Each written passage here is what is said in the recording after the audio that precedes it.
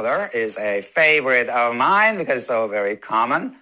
The executives I work with. So the Stickler is the premise that, hey, I can bring more peace and, joy to your life by really making perfect things, creating perfect order and creating perfect quality.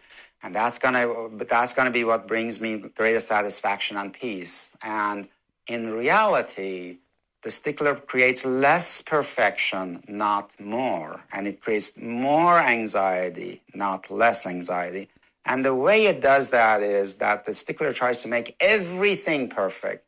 And typically in life, everything doesn't have to be perfect. Only about 20% of things you're doing needs to be done to some level of perfection. The other 80% good enough is good enough. The problem with Stickler is by trying to make everything perfect, then you're running yourself too thin. So the 20% of the stuff that do need to be more perfect are not as perfect as they need to be because you're spreading yourself too thin.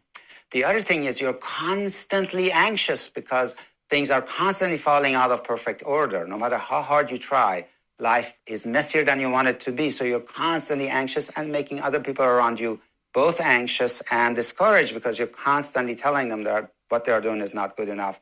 So you generate a ton of negative emotions around yourself and anxiety, which totally is not creating the peace of mind that the Stickler said it brings you by bringing perfect order, and you're creating less perfection, not more in the world. Again, notice that you are losing the bigger war. It's lying to you. It creates the opposite.